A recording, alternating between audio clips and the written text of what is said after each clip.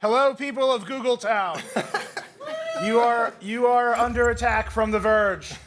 Be alarmed.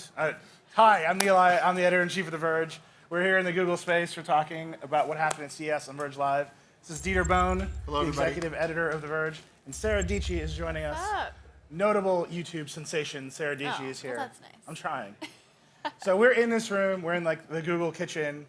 Some of you can see us. There's like a crowd here with us. We're also on a huge screen outside looking at CES. This is how I want to be all the time. So Yeah. if we are acting weird, it's literally because I enjoy being this huge and commanding an audience of thousands in the crowd. Anyway, it's CES 2019. It's the third day of the show, second day of the show. Who knows? Third day. Time has ceased to exist. Google, what time is it? I didn't do the voice match thing, so Yeah. it's not going to work. Anyway, it's the third day of CES. CES is very long. There's a lot of news at the show, a lot of stuff going on. Dieter and I have been covering it. Sara, you've been covering it. But we're doing like Verge stuff, right? We're like running around, we're doing press conferences. Sara, you're a creator, you're an influencer. What are you doing here? What is this like for you? All of the things. Yeah, so this is only my second year at CES, so it's still kind of overwhelming. So I'm taking everything in. I'm noticing, all these 8K TVs. So to match that, I'm wondering, okay, where are all the cameras that are going to capture, 8K? And I found one from Sharp in Foxconn that apparently is going to come out this March. It's basically the size of a Blackmagic Pocket Cinema camera. Okay. And it supposedly Is it is going real? to shoot 8K. They have one of those mock-up things Yeah. out there. There's a lot but of who plastic knows, boxes right? of hope at CES. I know. And you hold it, and then you're like, oh, it falls apart in your hand, So yeah, I'm looking forward to cameras. I mean, Nikon Z7, Yeah. that just came out. It can shoot 4K ProRes, output it to an Atmos Yeah. Ninja, which is insane. ProRes RAW. Every might time I mention. talk to you, I feel like you give me a lot of crap for being an Icon fan. But like this is ever so true. slowly, This is true. it's happening. Where Sarah's Well, like, I like that Nikon thing. with- Are you Sony or Canon? Because it's always Sony or Canon. Yeah, right? yeah. So I'm Yeah. Sony right now, but I Okay. started as Canon. So I mean, the 7DD was my first camera, then 6D, 5D, and then the A7S II sucked me in, and I am full Sony now. But I love everyone. But you walk by those Nikon Zs. I literally have it on my list to I be forgot like, that you're a Nikon dude. all the way. It's not, but you have a Sony RX100, Yeah. right? Are you liking that? Yeah, I love it. It's great. Yeah, it's That's a great like- camera. It's literally like my baby camera. Right. Like it's small, and I have For a your baby. baby. Like those things all come together. But I like to shoot a Nikon. Anyway, so you're running around, you're looking at stuff at the show, you look at cameras. What kind of gear did you bring? I'm like Yeah. I know What's what we in do. my We've been camera doing it the bag, same way right? forever. Yeah. Although I did change it this year a little bit because I got this little thing we got to talk about. We'll come back to that. I want to hear what you're using. Yes.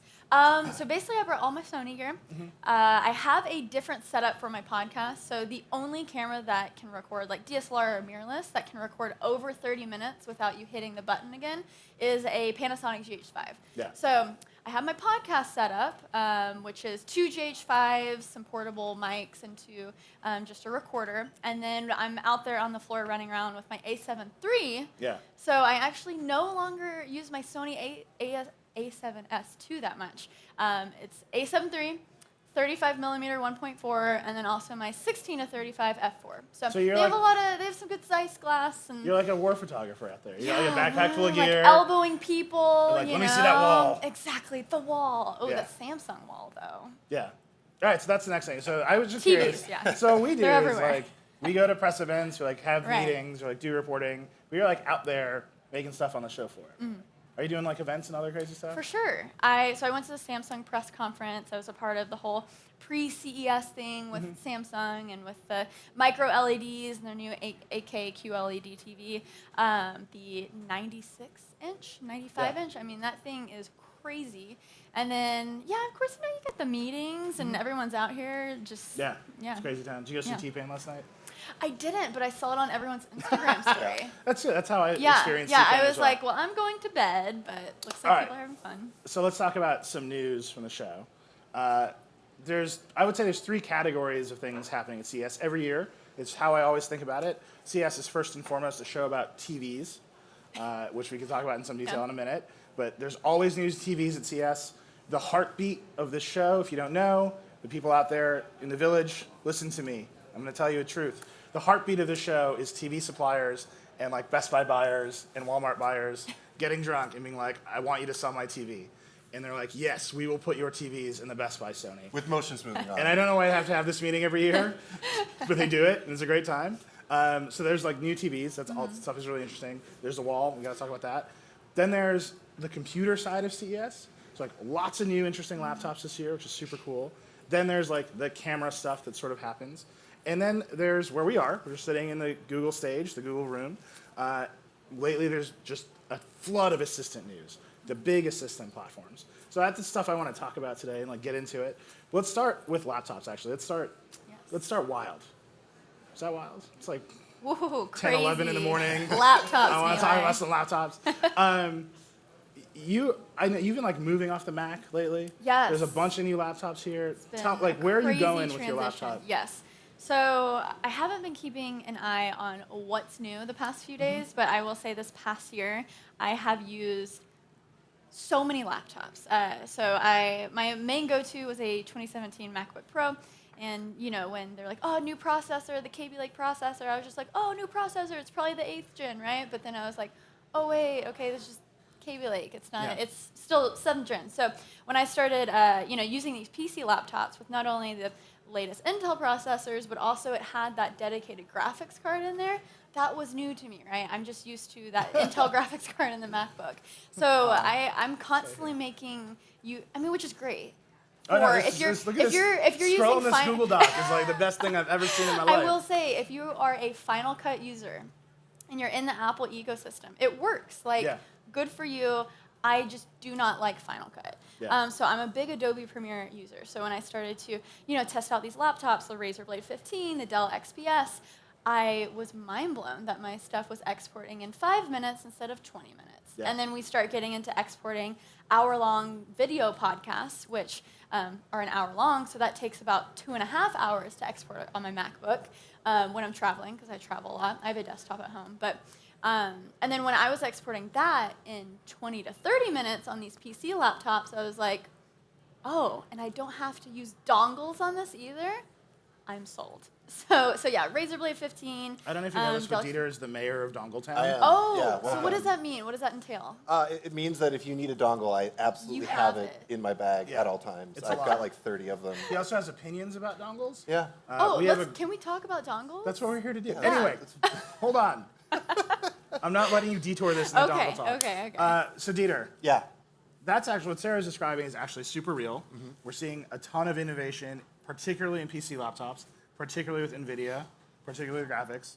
There's a bunch of crazy gaming laptops here. What's going on with those? So the big one to me is the Alienware Area 51M. And what they've done with this thing is you are able to take it apart with like a real screwdriver, just a standard Phillips, no pentalobe, no whatever. And they have an idea that there's going to be a modular system like you can with a desktop to swap out the processor or the graphics card even.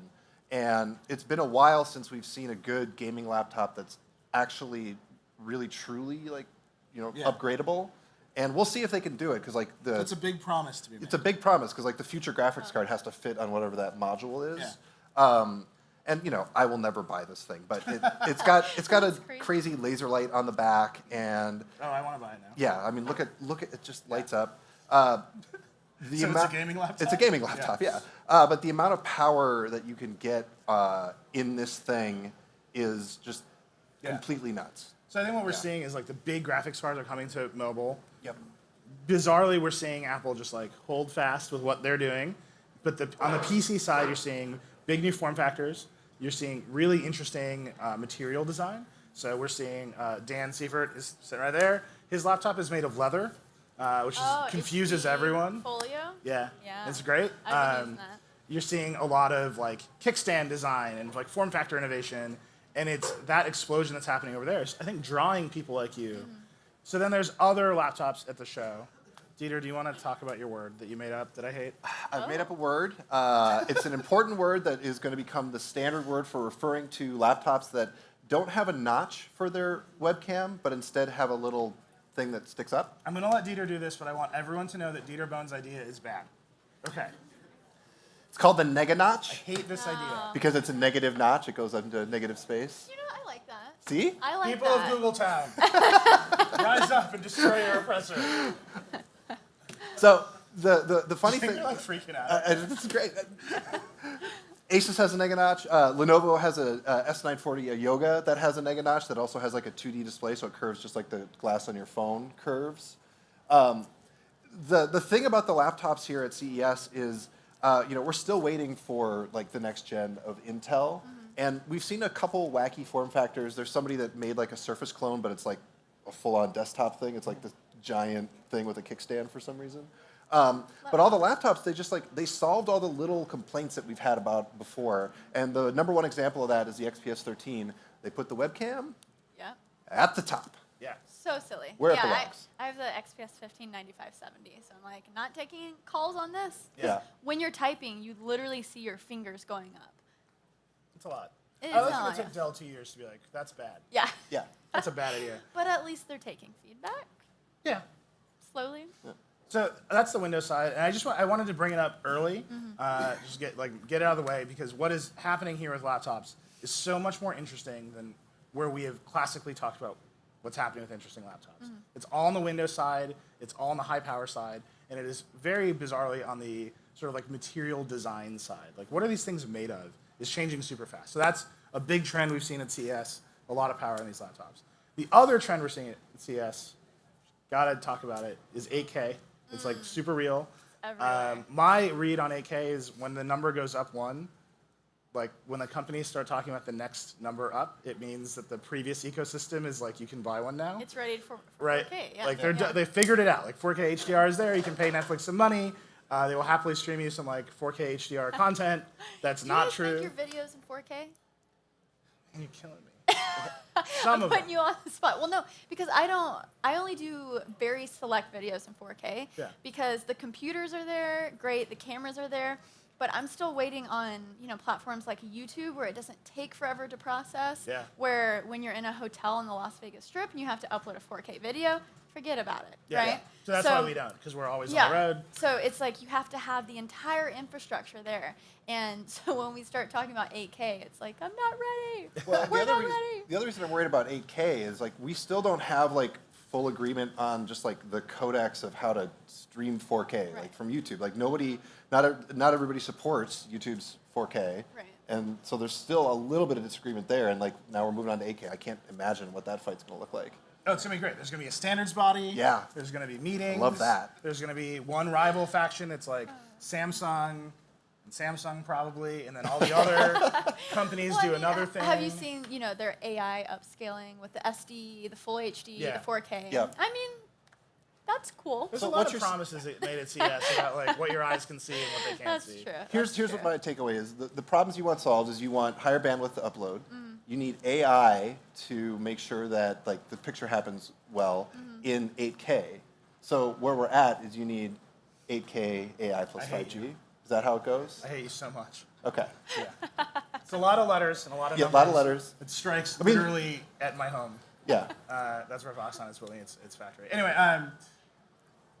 so when you go look at 8K, the demos are incredible. If you haven't gone out there, go across the street, go look at the 8K displays. They are wonderful to look at. They are a noticeable improvement. It's actually 4 times as much as 4K, just Yeah. the way the rectangle math works. And they've got like the demo loops that you see every time, and it's like the helicopter shot over a city. A lot Only- of bees. Yeah, a lot of natural- bees. Natural, yeah. It's like, have you ever thought about an insect? You will well, today. you're gonna see it, and they have Yeah. the snails going at like 10 times speed. It's like I don't think a snail moves that Yeah. fast. My favorite innovation in TV at CES this year is in addition to just having the nature and the coral reef Mm-hmm. demo loop, is a bunch of companies are now doing K-pop. Yes. Yeah. For their demo loops, Yes. and that's great. That's like so Yes. much more exciting than just yet another blowfish. Yeah. A waterfall is arriving. Yeah. So you look at those displays, and you see there's basically 2 paths the companies are taking. So I've always thought this is very interesting. LG is very good at big OLED screens. They're very good at small LCD screens. Samsung is very good at small OLED screens and big LCD screens. So you see LG is pushing ahead with 8K OLED at large sizes. You see Samsung pushing ahead with micro LED. A weird component story at CS is true. It's just a fact. If you want to go home and say this at a cocktail party, you can say it. Be like, LEDs have gotten extremely small this year. And then people They've just gone like wait micro. for you to like follow that thought up. But that's a real story. Like the components are shrinking. So Samsung is able to build a big modular Yeah. micro LED wall. Have We're you seeing. seen it actually like snap together Oh, yeah. with Yeah. it's so cool. So if you don't know what the wall is, you should go look at it. It's super cool. It's one of the best demos here. Samsung built a modular TV. The squares are at yay, and they're just LED bricks. Yeah. And you can just click them together to make a TV. They had it here last year. It's a prototype. This year they swear it's going to be a product. They won't tell you how much it will cost. I want an entire wall in my office. It is beautiful. Yeah. And the real thing that you get is the LEDs turn off. They're perfectly black. So you get the infinite black level of OLED, but you get the bigger size of LED, and you get the brightness of LED, which OLED can't do. In theory, you get the reliability of LED, whereas OLED can have burn-in or degrade, or there's concerns that it could. And Yeah. and in theory, a micro LED won't, but it's also brand new technology, so like we gotta see that happen. Yeah, like there's other problems with the wall that just seem like, what if it's just like a full set? like Is it we going to haven't like fit seen anywhere? it, right? Yeah. But that's a huge push for Samsung. You see, like that's where the future of their TV business is going. Is this modular micro LED thing? They'll build sets, and then you look at LG. The future of their business is, well, we make OLEDs. What can we do with OLEDs that are super cool? Yeah. Well, OLEDs are flexible, so they have a TV that rolls up. That was a prototype last year. This year, they swear it's going to be a product. They will not tell you how much it's going to cost, but it's one of the coolest demos at the show. The thing, it's literally a TV that just like rolls up into a box, and then it unrolls out of a box. And I think you look at that split in the TV industry, and they're both pushing on resolution, but really what they're pushing on is, what does the screen look like? How does it like become a part of your life? Where does it go when you're done? Do you want it here all the time? And the answers are all over the place right now. Well, I think it has to be extra in terms of TVs because everyone's watching stuff on their phones, on their iPads, on their laptops. So I feel like if someone wants to invest in a TV, it has to be more than just that. It has to, to be amazing, cool, drive an upgrade huge, cycle. big, exactly.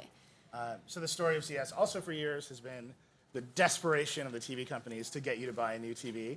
I think they finally like arrived at a good reason to buy a new TV, but 3D TVs, curved TVs, slightly thinner curved TVs, aggressively curved TVs.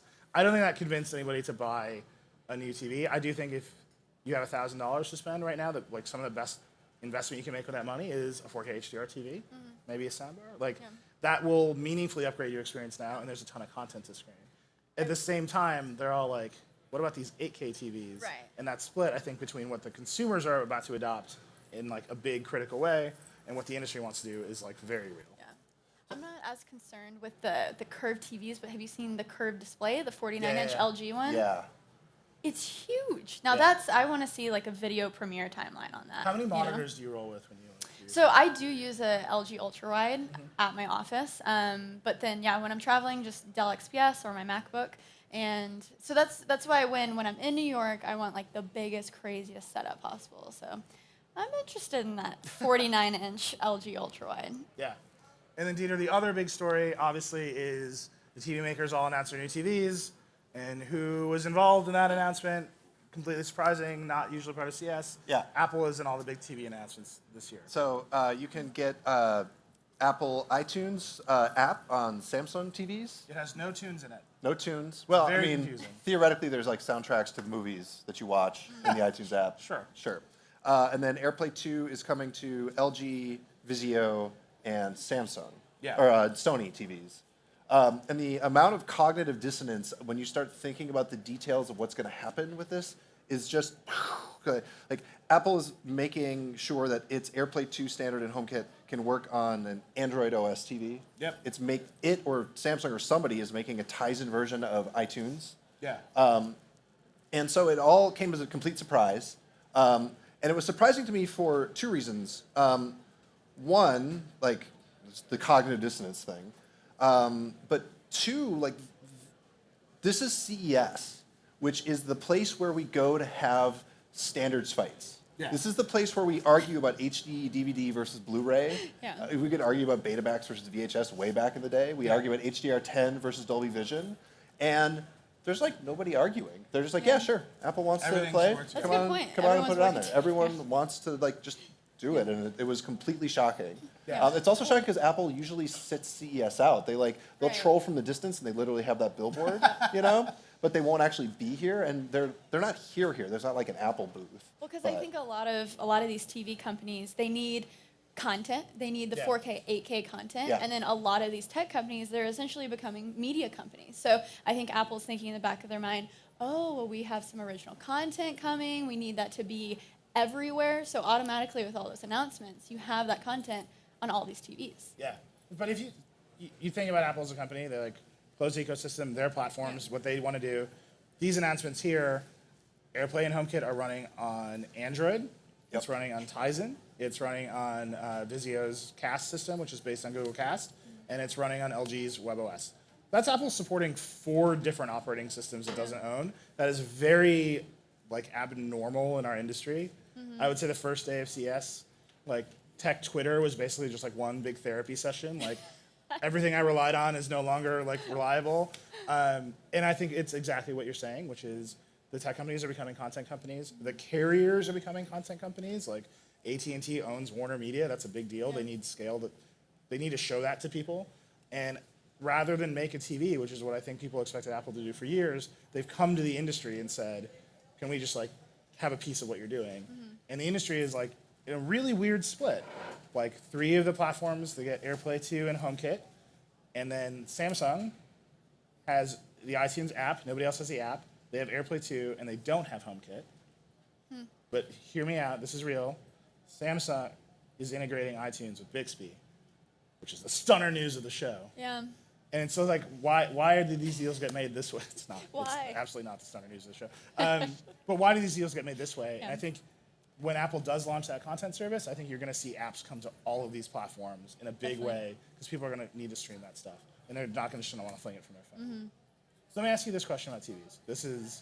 I've had this argument 3 times this week. How do you get stuff on your TV?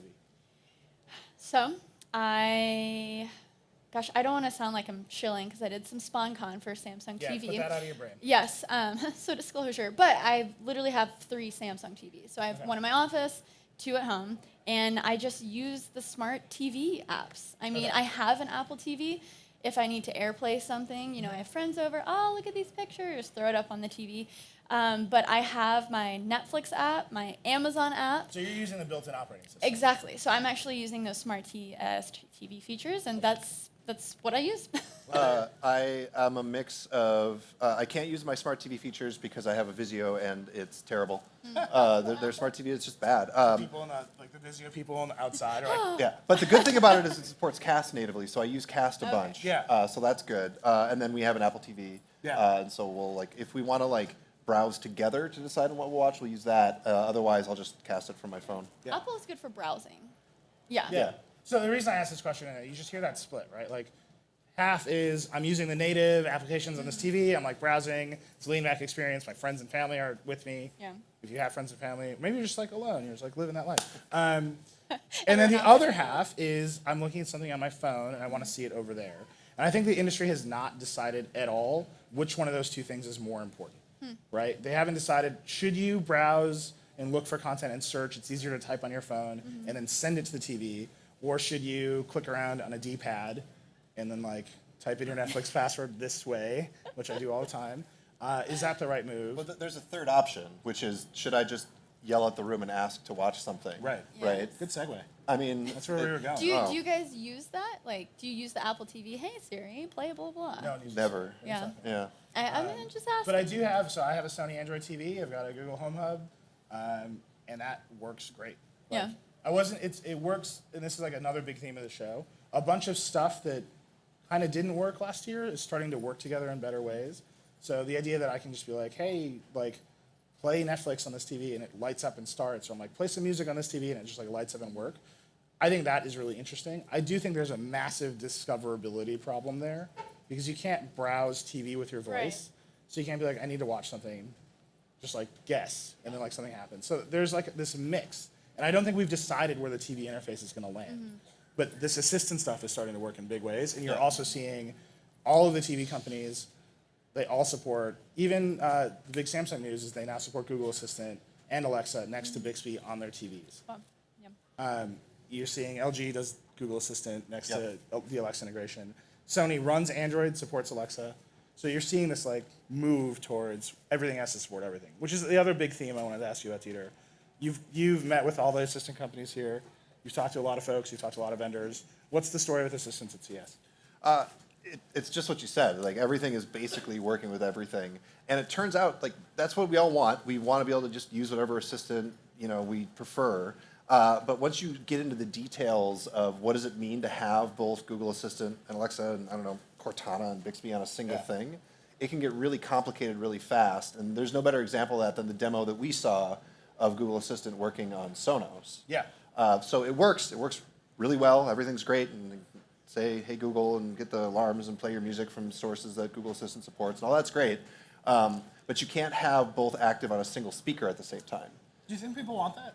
Well, I thought I wanted it, but then I asked, like, why not? I'm like, well, because when the alarm starts going off and you don't know who set it, there's somebody else in the house setting an alarm, and you don't know who to ask to tell it to stop beeping, then that sucks. But if there's only one on like any given speaker, then you'll know that's a speaker with Google on it. Therefore, you can tell Google to tell it to shut up.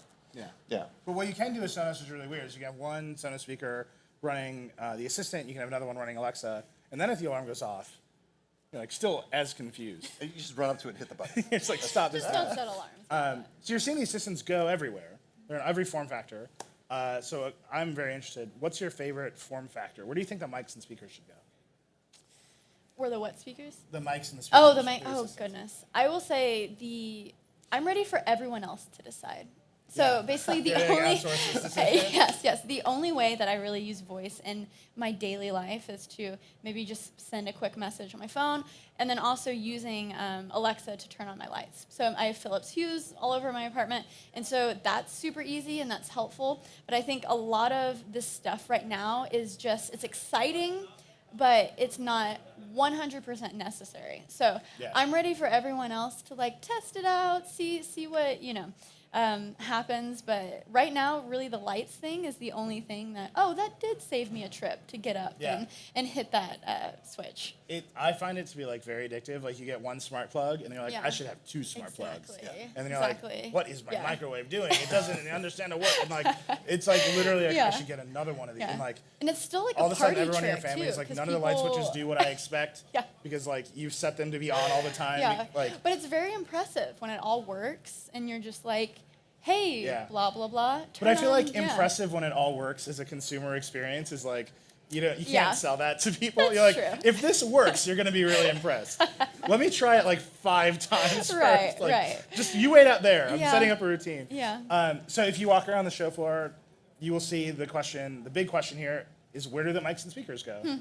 So you have products like the home up here, which is great. Yeah. And then you have, this is my favorite one at CES.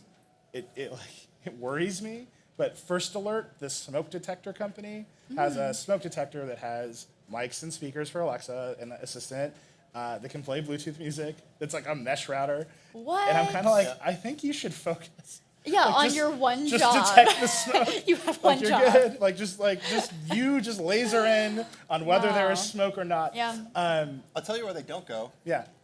The toilet. Yeah. You can Yes. you can get the I don't toilet think with you can microphones. Okay, You they can gaze have upon. announced you can gaze Yeah. upon, and it's like having a smart speaker in the bathroom. Actually, I'm all for. Like being and eventually a smart mirror, having a digital assistant there. Even the microphone doesn't creep me out too much. You want to be able to ask for the weather. You're washing your face. You just want to use a voice interface. That all makes sense. But just the microphone in the toilet is the Is one. Is that a where I'm thing like, that you've no. seen? Yeah. Yeah. Kohler announced it. Kohler. It Yeah. has blue lights on the Yep. side. Okay. They describe it. This is true. It's a true marketing line. You can hear it at CS. Kohler will tell you they've built a fully immersive experience in their toilet, and I'm like, I don't want the word immersion in toilets. Just keep those things away from me. Wow. So that question, where do the mics and speakers go in your home, is just so big, right? Right. It's like, do you build them into your home? Do you buy a bunch of $100 light switches? Right. LeGrand is here. They will sell you light switches that light up and have mics in them.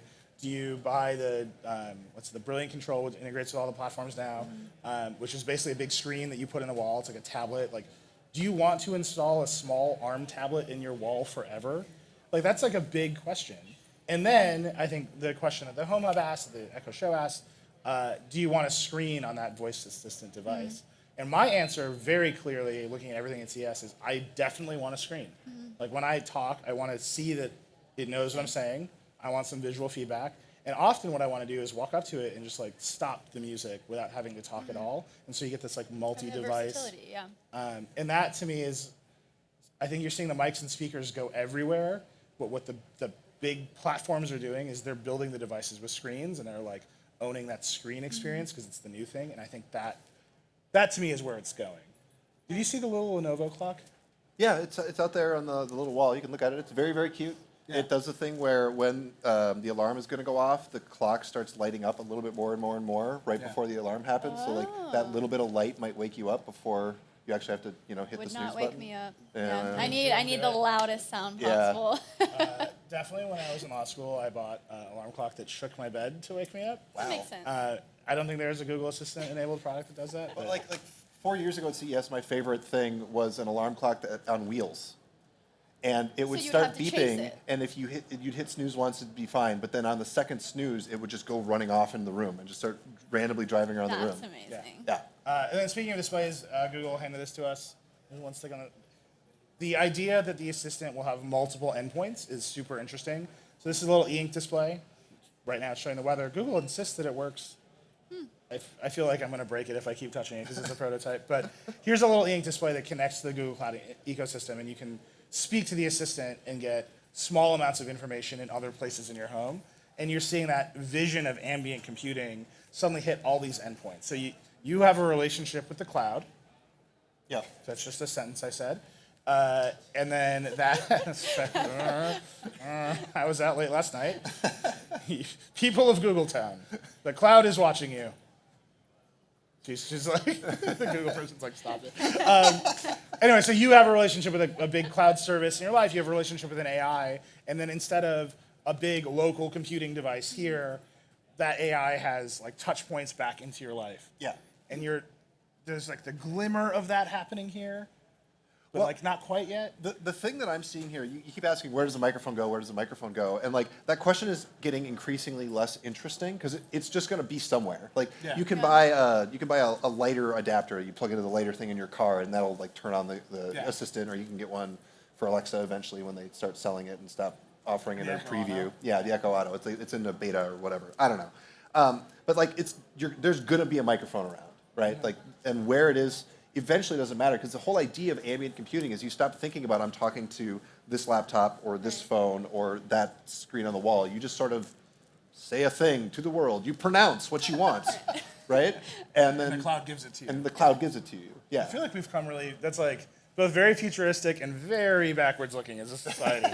Just like screaming and hoping the cloud provides. That's do it. you think there's ever going to be a time where you're not going to have your phone with you, though? Because I'm in the camp of almost like, I feel like my phone is going to be able to do anything and everything I want. Yeah. And maybe I'll have one device that's not my phone in my home, but I'm interested to see if that's what people want. Do you The have, like, a watch or omnipresent. wearable? I used to, but I edit and work on my computer so much that just watches in general kind of bother me. Yeah. Yeah. I know exactly what you're talking about. Yeah. I didn't have one for years for that.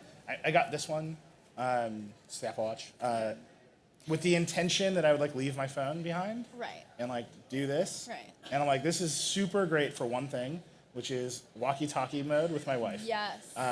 Yes. Which is not what I expected And at then, all. You know, if you're actually an active person, these devices are amazing. No, I was talking about me.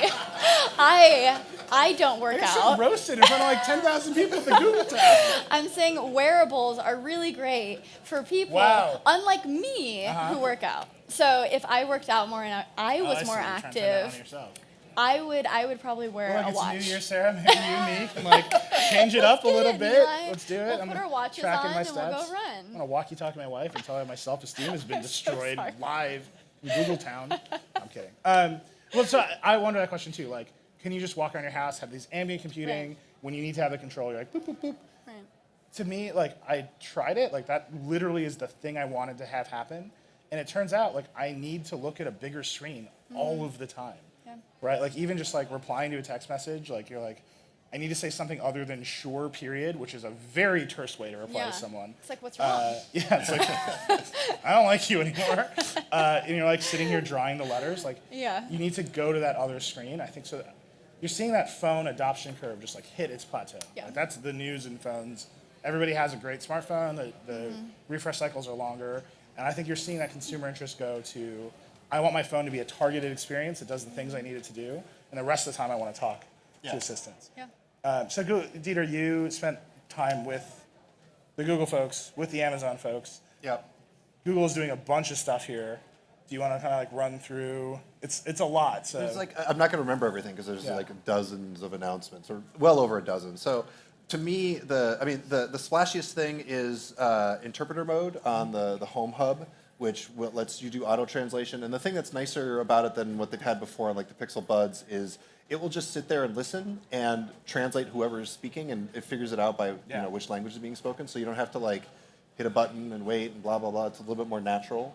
The other thing you brought up, this little e-ink screen. Google has this thing called Google Assistant Connect, Google Connect something, and that lets them. They're going to try and get more of these little gadgets that just get commanded and controlled by the assistant out there. They don't have to be full-on speakers. They can just be little gewgaws and widgets, and that's something that Amazon's doing with Alexa. They've got the clock. That everyone loves the clock. That works with Alexa and like shows the timer. So I think we're going to start seeing a lot more little gadgets that you can like that do something, but they're not full-on tablets. They're not full-on phones. They're just cheap little gadgets that like actually are connected to the assistant and will actually give you something you want. Yeah. What's happening on the Amazon side? On the Amazon side, they're just like quietly just everywhere. Like you can't you can't walk on the shelf without tripping over an Alexa logo. They just work on everything. They've announced some numbers. They're on 100 million devices that consumers have bought.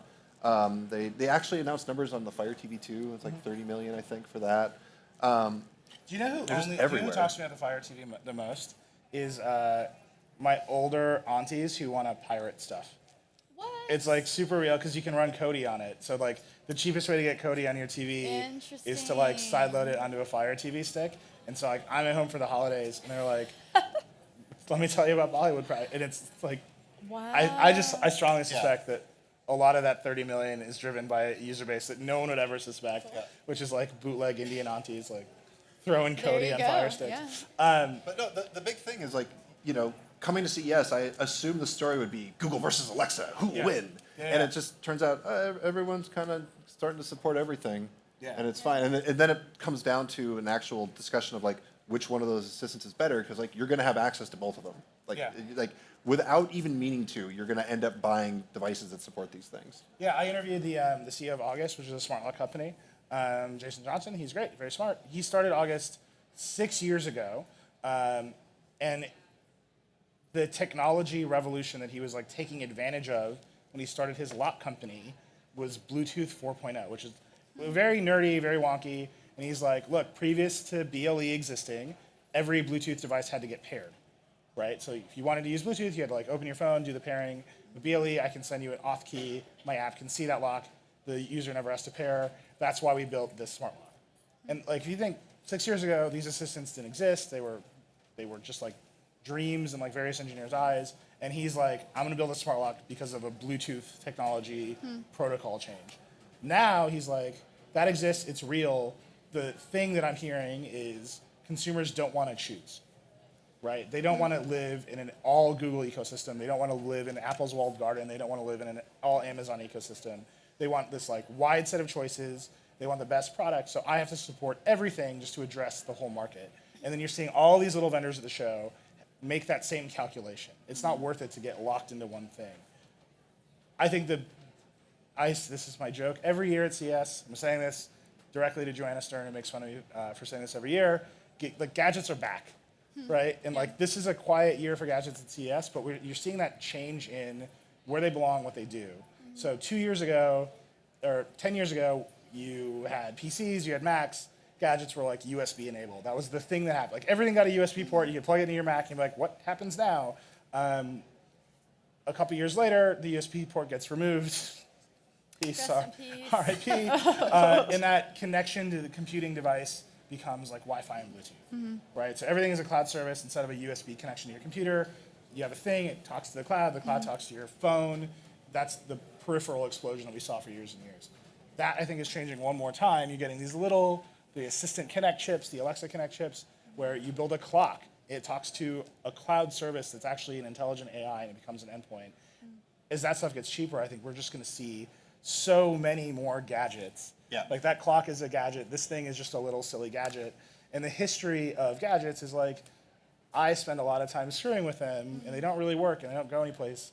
But if Google is in charge of configuring this gadget, if Alexa is in charge of configuring this gadget, you might see more people like, okay, yeah, maybe I do want a smart VCR. Like, that seems right. Maybe a smart fridge isn't going to be so complicated because we're going to allow this big AI system to control it. I just said that in a really hypey, optimistic way. I think what I also described is an all-seeing dystopia. So that's the other trend I want to talk about real quickly at the show. We have really different audiences, right? Yes. Does your audience care about privacy, security?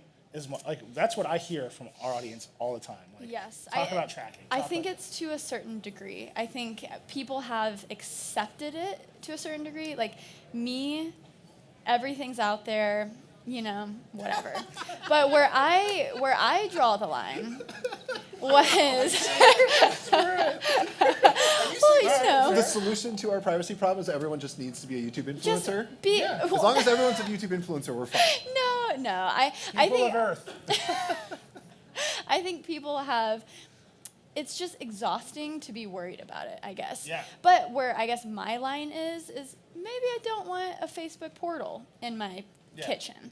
So the whole cameras You on physically everything. Don't trust that company. Exactly. Right. So I think it comes down to your personal decisions, who you trust, the message services that you're using. And in terms for me, when I am messaging someone, there would be nothing that could come from that hopefully could hurt me, I feel like. So in that kind of way, I'm not too concerned. But with the cameras and the microphones, sure. And I think it has to do with what companies do you trust? What are they actively doing to earn that trust? And I think Facebook has gone through some hard times recently. And Live from the Google stage. the whole release of the portal, I think, was roughly timed. Yeah. So that's my only. So that's where your audience, and that's where you and your. Exactly, yeah. Because the reason I ask is I know that we have wildly different audiences, although I do love hanging out with you, regardless of where my self-esteem comes at the end. You're great, Nilay. You're the best. Again? You're the All right. best. But our audience, when I write about smart TVs, when I write about these devices, the overwhelming feedback is tell me about the privacy. Like, tell me about the issues of tracking. Tell me about the business model underneath it. I interviewed the CTO of a smart TV company. He said, look, if I take the smarts out of this TV, if I give you the thing the Verge audience wants, which is a beautiful 4K HDR panel that's done, and you can plug into it, I would have to charge you way more money than if I add an ARM processor and an operating system, memory. Like, if I make a dumb TV, I have to charge you more money because those TVs sit in houses for 7 years. Right. And so I need to monetize the entire 7-year life cycle of that thing. And the way I do that is with like ads and like selling you TV shows. So you're seeing this big shift, right? So we're talking, where do the microphones go? Like, what are these cool little AI endpoints? At the same time, there's money behind that, right? And that money is like making decisions and like trying to get you to buy things.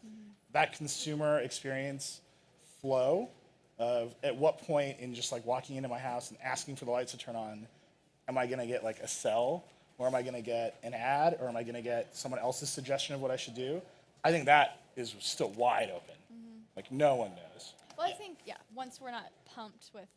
once everything's not pumped with venture capital, I think we're going to like start seeing, okay, how are we going to make money with all these things in an active way? Do people keep buying it? Is that why we're going to see smaller gadgets to keep that flow? So I think it's interesting. But small camera gadgets, like that guy over there, that's what more of, I think, my channel is interested in terms of like capturing life, editing it, sharing it. I love this thing. It's a DJI Osmo Pocket. And I think what we're seeing with that's a $349 gadget there. And it has some really cool software attached to it. Yeah. So I'm waiting for these really big camera manufacturers, the Sonys, Panasonics of the world, to really not just give us a beautiful high-resolution image, but I'm ready for the software to kind of catch up. What do you And mean? like put an auto time-lapse, Yeah. the Sony has the slow and quick feature. So we're slowly seeing this, but if you plug that into your phone, you're going to see so many pre-existing options to, hey, set that here and it'll auto pan for a hyperlapse or a time lapse. It'll follow your face. If you're moving around and talking to that camera will move on the gimbal and keep tracking your face. Yeah. So I think it's really interesting.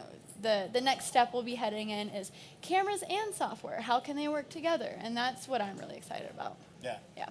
Can I ask you a super nerdy camera question? Yes. So I feel like I'm getting to the point where like image quality is, like it's an understandable problem. You can like argue about camera quality, you can argue about lenses, you can buy one of these little guys here so it'll track you. I feel like there's not nearly enough attention being paid to audio when it comes to going out and vlogging in the Well, world. we actually saw it with that. So DJI, they released a software update Yep. one day after everyone got their hands on that because everyone was complaining about the audio. Wow. And so now the audio is fine. So I think if there's enough communication between the consumers and the companies, and we can start. With me, audio needs to like shrink, right? I have this huge Rode VideoMic Pro on my camera to get the audio that I need. Let's make it a little bit less aggressive, right? Yeah. And things that I think we're seeing from Shure and Rode, a lot of good stuff where it's automatically connecting via Bluetooth and stuff like that. So I 100% agree because I think people can forgive a bad image, but they can't forgive bad audio. It Yeah. is very distracting Yeah. if the audio is bad. Have you seen? There's a bunch of other vlogging stuff happening here. Yes, there's a lot of, so Shure released the MV88 Plus Nice. kit. Nicely done. Good, Yes. Good memory. And it's pretty cool. It's basically you connect the microphone. It's just like a small microphone, and it includes a little tripod.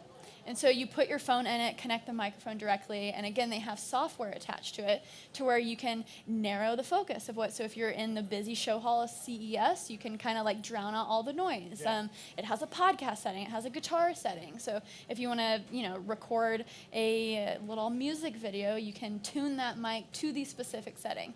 So there's a lot of cool stuff. Yeah. So I think people. Like, is that market big enough? Like, people vlogging on their phones? Because for me, when I am shooting video with my phone, it's because I want, like, super ease of use. Yeah. I don't want to attach anything to it. So I think once I start attaching things to my phone, well, I might as well just take out my camera, Yeah. right? So it's You an make a interesting lot of market. videos that are like, how to get started. Like, here's Yeah. the gear you need. Yeah. Do you see when you make those lists and you get the feedback from your audience? Mm-hmm. Do you see the industry like responding to it? Like, okay, like teenagers want to become vloggers. They want to like go be influencers. Yeah. Here's that first set of kit they need.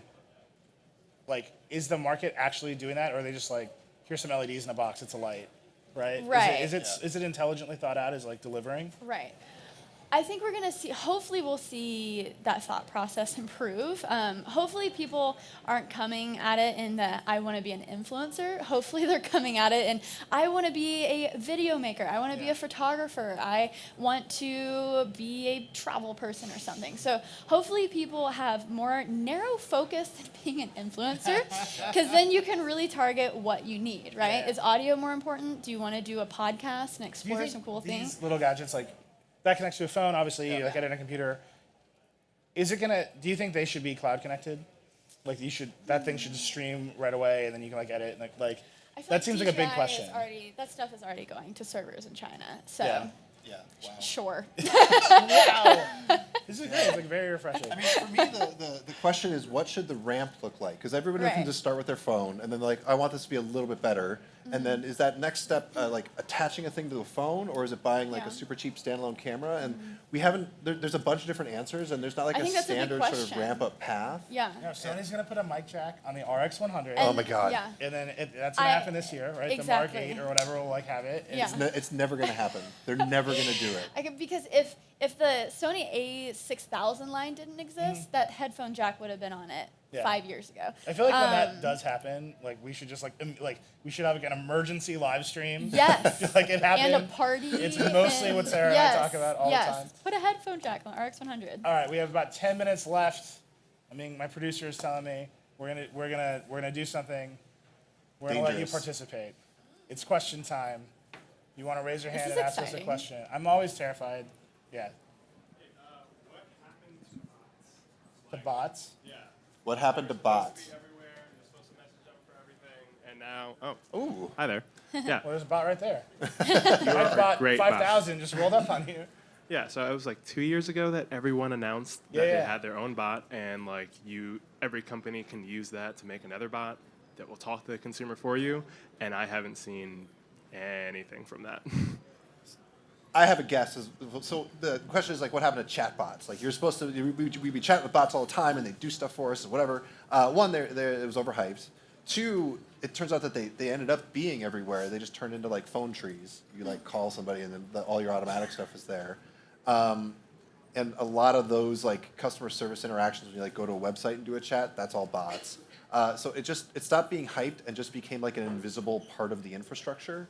And then they also got supplanted by stuff like the Google Assistant and Alexa, because like it turns out we would much rather have a very, very powerful cloud computer backed by AI to converse with than a Markov chain.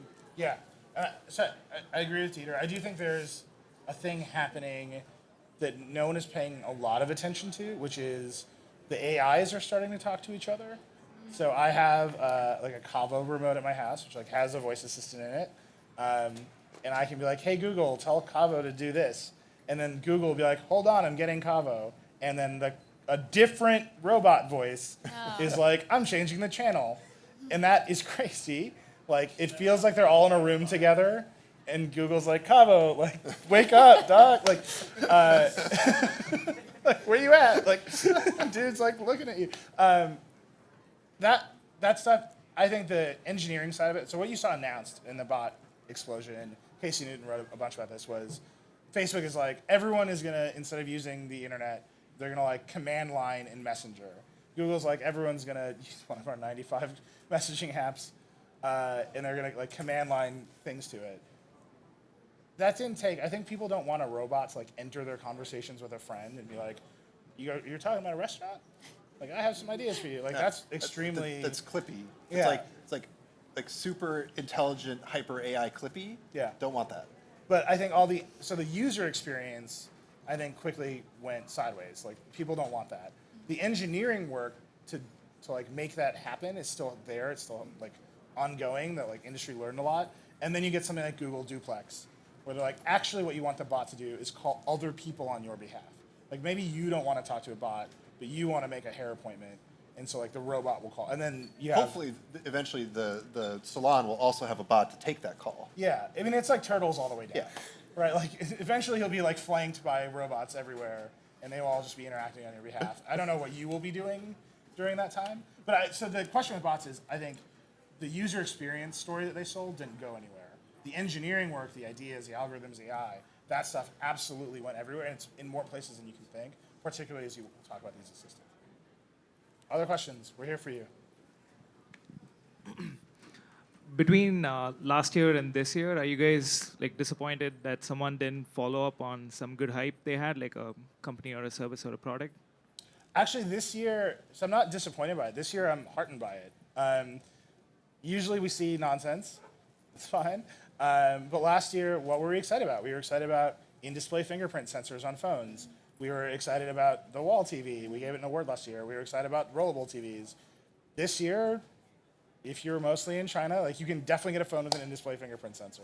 That is a wild technology. Like if you experience it, you should go out there and find it. It's really cool. And it's like they announced it and now it's shipping. It's here. The wall and the rollable TV, like they're telling us it's going to be a product. I think we'll see the wall before the rollable. All right, Spawn. I know what you're doing. Oh, no. Hashtag Okay, ad right or there. rollable's great. I just want the wall. Yeah, I do too. I I'm with just you. want the massive. So yeah, CES, I think this year, we were talking about this before we started the show. Usually it's like a lot of nothing. And this year, that layer of nothing is like not here, so the show feels really quiet. But really, everything is like actually working together better, and I think that's really exciting. The craziest nonsense at CES, by the way, if you go to North Hall, Bell Helicopter has like a flying taxi, which is obviously just a giant fiberglass shell with LEDs, which like it's after my own heart. Like that's fine. But then their presentation is like very much like at one point the presenter like very aggressively was like, "The sky is the new ocean," and like you're like, what? Am I supposed to know what that means? So it's still here. It's still happening. Other questions? Hey guys, what do you think about the all the autonomous driving and self-driving stuff here at the show? Yeah. Because it's becoming a big part of the show. Yeah, it's all over here, right? Yeah. We haven't talked about cars at all. It's really Yeah, weird. the cars have been really quiet this show, and I think that the nice thing about CES this year, this applies especially to cars, but also to like a bunch of the other stuff, is there's a little bit less overhyping. People are a little bit more realistic, and this applies in the past 6 months with autonomous cars especially. Everyone's like, "Oh yeah, no, this is super hard. Like we're gonna like," because everyone's like, "It'll be here in 5 years. It'll be here in 5 years," and like we've heard it for 5 years now, and like, okay, we can't. We have to stop saying that. And so now we're actually getting more realistic expectations of what a self-driving car can do. And when someone's like, "We have a prototype of like a thing, and it'll be the future," like we'll get in it, and we all know like what that actually means. It means that you built the prototype. Oh. There's like, I mean, Yeah. so there's like that. There's the sort of like Mercedes is here. They've got a new version of their voice assistant, and like you can go look at the new CLA, which was announced at CES. That's remarkable, right? Like Mercedes coming to a tech show and being like, "Here's our new whole car," as opposed to years past where they're like, "Here's the inside of the car. In 2 weeks, we'll go to the Detroit Auto Show and we'll show you the outside of the car." Like, they're just like, "Here's the whole car," and you look and you sit inside. It's got a touchpad here. It's got 2 touchpads on the steering wheel. It's got rolling knobs. It's got a voice assistant. It's a touchscreen. Like, you're like, "What do you want me to do?" And they're like, "Any way you want. The future of interaction is anything, like literally whatever your heart desires, you may swipe upon." The Journey song, only now it's a car. And I think you're yeah. Wow. That is not how Mercedes wants that to go. But you look at that turn, and 2 years ago, a huge number of like brand new Chinese companies were here, and they're like, the future of the car is like rolling Netflix.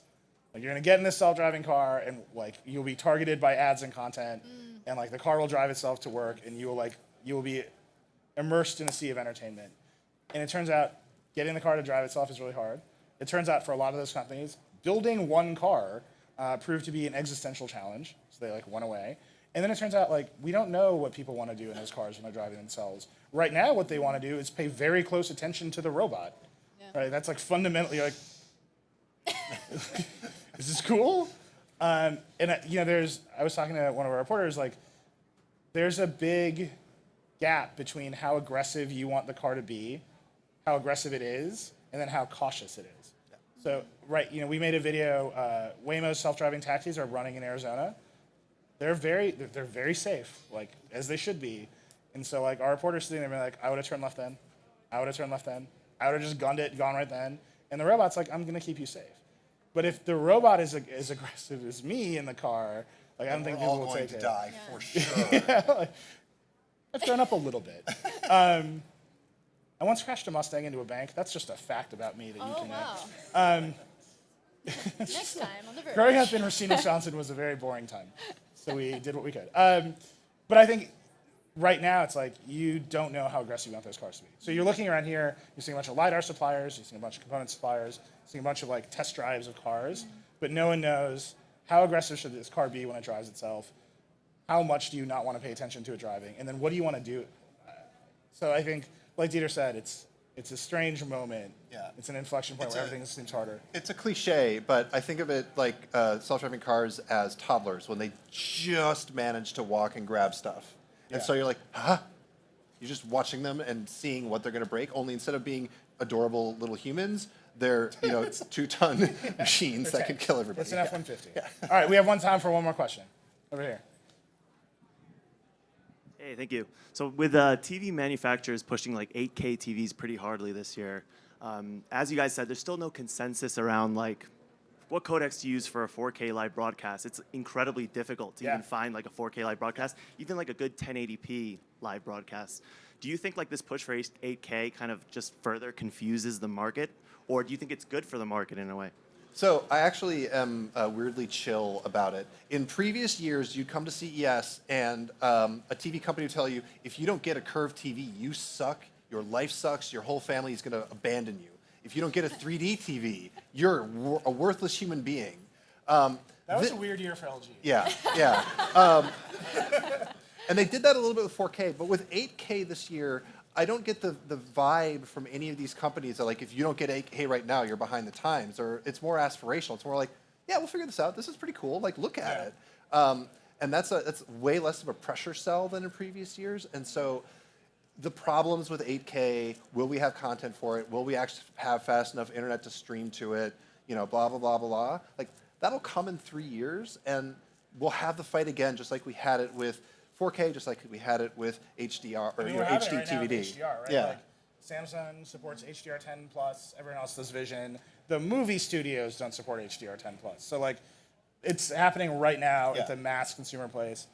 I'm very interested in your take. My read on it is all of the energy is going to be in solving the consumer problem now, and hopefully those codecs scale up. But you spend more time thinking about bit rates and encoding than I do. It'll just make 4K more acceptable. That's what I'm excited about. Hopefully, right? I mean, in terms of me personally live streaming as one human, not a studio, I don't think I would ever stream in 4K, but the fact that I can take my big camera and now just have a little USB Elgato hub and stream 1080 flawlessly on YouTube is really exciting. So the fact that we're still looking towards the future is great, and I think it's just like what you said, it'll make the 4K, the 1080, like the standard. Yeah. So. All right, well, thank you so much, Sarah, for being here. Dieter, you're cool. People of Earth, go to theverge.com. Stop what you're doing. Stop. And youtube.com/Sara Dietschy. Rhymes with Peachy. Thank you so much. It's The Verge Live. Rock and roll.